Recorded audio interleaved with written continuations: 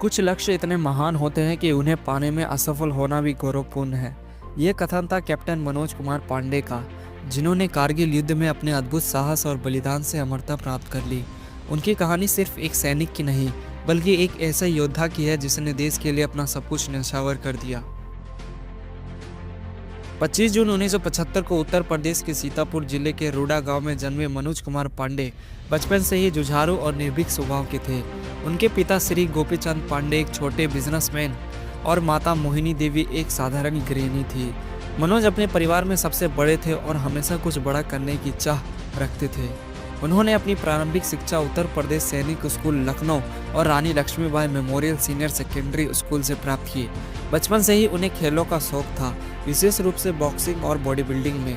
साल 1990 में उन्होंने उत्तर प्रदेश डायरेक्टोरेट के जूनियर डिवीजन एनसीसी में सर्वश्रेष्ठ कैडेट का खिताब जीता, जो उनके मजबूत नेतृत्व और जुझारू स्वभाव का प्रमाण था। मनोज का सपना हमेशा से सेना में जाने का था। जब उनके एनडीए के इंटरव्यू में उनसे पूछा गया कि वे सेना में क्यों शामिल होना चाहते थे, तो उनका सीधा जवाब था, परमवीर चक्र जीतने के लिए। उनके इस आत्मविश्वास ने ही उन्हें भारतीय सेना के बेहतरीन अधिकारियों में से एक बना दिया।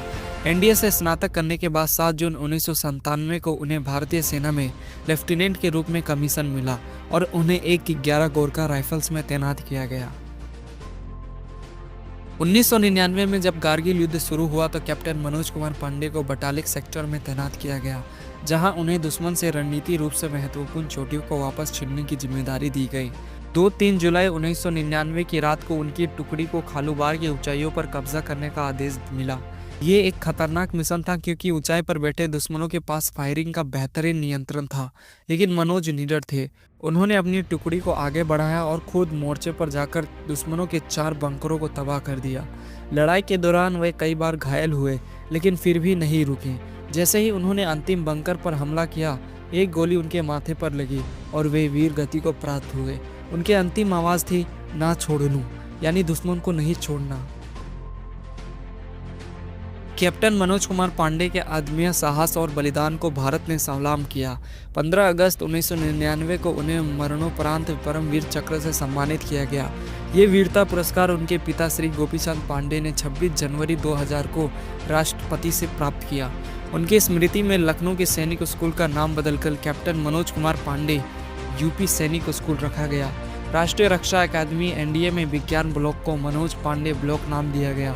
इसके अलावा गाजियाबाद में मनोज विहार नाम की कॉलोनी और कारगिल वॉर म्यूजियम में उनके नाम पर एक गैलरी बनाई गई। दोस्तों, कैप्टन मनोज कुमार पांडे की कहानी सिर्फ इतिहास का एक पन्ना नहीं, बल्कि हर युवा के लिए प्रेरणा का स्रोत है।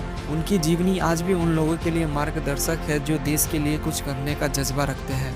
कैप्टन मनोज कुमार पांडे का जीवन हमें सिखाता है कि देशभक्ति केवल शब्दों से नहीं, बल्कि कर्मों से सिद्ध होती है। उनका बलिदान हमें याद दिलाता है कि सच्ची वीरता किसी भी कठिनाई से नहीं डरती। वे चले गए, लेकिन उनकी कहानी, उनकी बहादुरी और उनके आखिरी शब्द, ना छोड़नू, हमेशा के लिए अमर रहेंगे।